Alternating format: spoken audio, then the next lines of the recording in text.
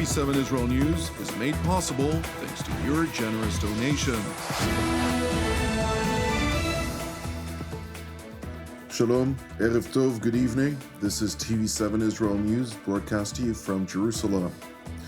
Israel's National Forensic and Medicine Center confirmed this morning that the remains of Thai National Sudthisak Rinthalak were returned to Israel.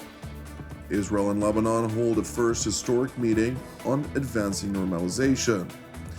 U.S. President Donald Trump acknowledges that Phase 2 of his 20-point plan for the Gaza Strip will soon proceed.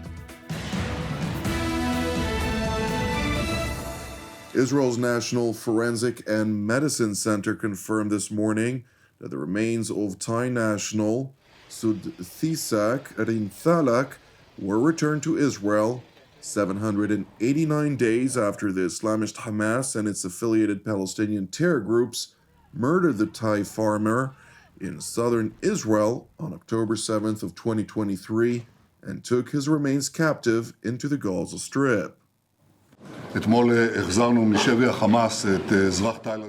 Yesterday, we returned from Hamas captivity a Thai citizen who was murdered and whose body was kidnapped on October 7th. In the Gaza Strip, there is one last hostage, the late policeman Lieutenant Colonel Rang Vili. Rang Vili is an Israeli hero. He fought to defend Kibbutz Alomim. He eliminated 14 terrorists and did so with supreme bravery. Unfortunately, he was killed in that battle and his body was kidnapped. We are determined to return Rang to Israel's grave, and we will spare no effort to do so. My wife and I are in constant contact with his family, a wonderful family. We will return him as we return 254 hostages. They say it is unbelievable. I believed, you believed, and together we did the unbelievable. We are determined to return him too, and we will return every last hostage. Meanwhile, at Israel's parliament, or Knesset in Hebrew, Israeli opposition leader Yair Lapid pushed for a parliamentary vote ratifying U.S. President Donald Trump's 20-point plan for the Gaza Strip. The Knesset of Israel, by virtue of its sovereign authority, hereby reaffirms President Trump's 20-point plan, calls upon its neighboring states to establish regional peace with it, and expresses its gratitude to the President for his efforts. I call upon the whole of Israel's Knesset to unite and vote in favor of the offer to reaffirm President Trump's 20-points plan. Despite the Israeli government's acceptance of President Trump's 20-point plan, lawmakers of the coalition did not appear at the vote, since none of them were willing to vote on a plan that guarantees Palestinian statehood, even if prospect for a genuine reform of the Palestinian Authority, which, per Trump's plan, is a prerequisite for a pathway to statehood, are perceived in Jerusalem as close to none. Consequently, only 36 out of Parliament's 120 lawmakers, all of them members of the opposition, attended the vote. Members of the Knesset, here are the vote results. In favor 39, 0 objections. I determine that this offer will be moved for further discussion at the Security and International Affairs Committee. Meanwhile, Jerusalem is airing its frustration over the clear-cut gullibility of Western media, which has been promoting Hamas's lies over its commitments to President Trump's 20-point plan, which is objectively not the case. The world has been spun into Hamas's web of lies for nearly 2 years now. 2 years, specifically the media, who has vindicated the terror group by spreading their deception and propaganda routinely. What web of lies, you might ask? The lies about their commitment to the ceasefire, the status of our hostages, and taking Hamas officials' word while reporting on critical stories that shape this conflict and the region. On Tuesday, Hamas spun another web of its lie by claiming they were releasing one of our final 2 hostages in captivity. Instead, the findings that we received were not linked to any of our deceased hostages at all. Earlier today, an improvised explosive device detonated in eastern Rafah of the Gaza Strip, in which Yasser Abu Shabab, the most prominent figure who proactively opposed the Islamist Hamas in the southern Gaza Strip, was killed alongside dozens of others. And while it is too early to know the circumstances of the deadly incident, when President Trump was asked by a reporter whether he expected to transition soon into phase 2 of his 20-point plan, Mr. President, when do you expect for phase 2 of the Gaza peace plan to be implemented? Well, it's going along well. You know, they had a problem today, I understand, with a bomb that went off and hurt some people pretty badly, probably killed some people. They're telling me it just happened. But it's going on very. We have peace in the Middle East. People don't realize it. We have tremendous support. 59 countries. There's tremendous support. But phase 2 is moving along. Yeah, it's going to happen pretty soon. amid President Trump's voiced intentions to soon push towards phase 2, Qatar appears to be exerting much pressure on Washington to realize the transition, regardless of Hamas's continued violations of the 20-point plan. We are working very closely, of course, and we think that we should be pushing the parties to stage 2 very soon. All of that, of course, is putting a lot of pressure on the deal as it stands today. But we remain committed with our partners to push further and to make sure that we get into a positive result and move to stage 2.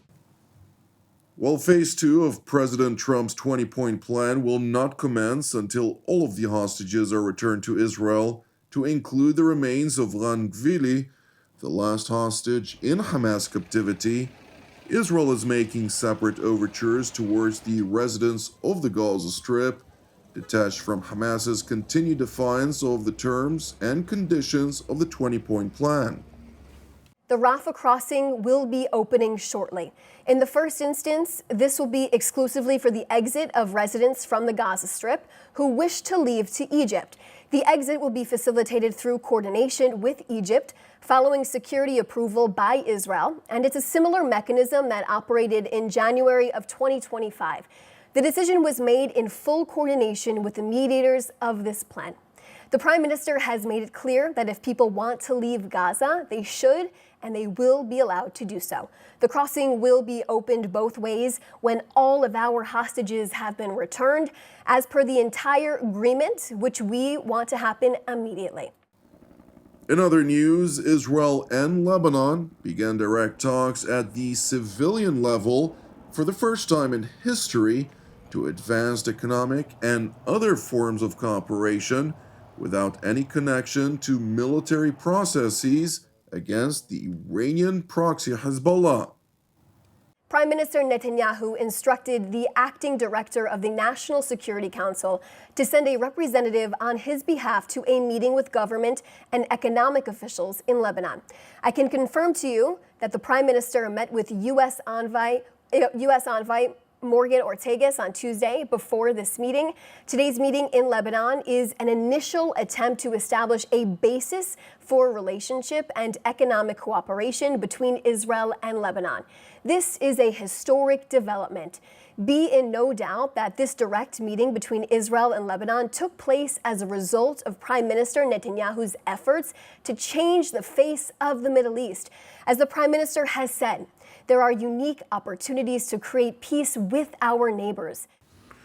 The meeting, which was held near the southern Lebanese town of Nakura, was attended by an Israeli team headed by National Security Council Deputy Director for Foreign Policy, Dr. Uri Reznik. Lebanon was represented at the meeting by former Ambassador to the United States, Simon Karam, a Maronite Christian and an outspoken opponent of the Iranian proxy Hezbollah, who formerly served as Lebanon's ambassador to the United States. The direct Lebanese-Israeli talks were held alongside U.S. Special Envoy for Lebanon, Morgan Ortagus, who has been instrumental in bringing about the historic meeting. Returning to Jerusalem, where Prime Minister Benjamin Netanyahu announced that his military secretary, Major General Roman Goffman, will assume the role of Mossad director in June 2026 and seized the opportunity to laud General Goffman's military career and bravery in combating the invading Palestinian terror groups on October 7th of 2023, during which he had sustained severe injuries. Today, I bring the appointment of Major General Roman Goffman as the next head of the Mossad. Roman is a highly accomplished commander in the IDF. He accompanied me as my military secretary. He was the most senior IDF officer on October 7th who ran to the battlefield. He was wounded there, recovered, and is doing tremendous work for the security of Israel. I am sure that he will continue to do this even more vigorously in his next role in the Mossad.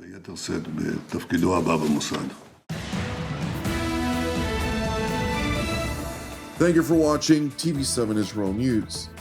I would like to say thank you if you are a supporter of TV7 Israel, since your donation is essential in helping us produce our daily news updates from here in Jerusalem. If you haven't yet supported TV7 Israel, which is exclusively donation-based, please consider doing so. You can donate via our website at www.tv7israelnews.com. Separately, as ever, pray for our brothers and sisters facing persecution globally, along with prayers for the peace of Jerusalem and redemption of Israel. I'm Jonathan Essen, wishing you a blessed evening, and God willing, until our next update, Shalom from Jerusalem.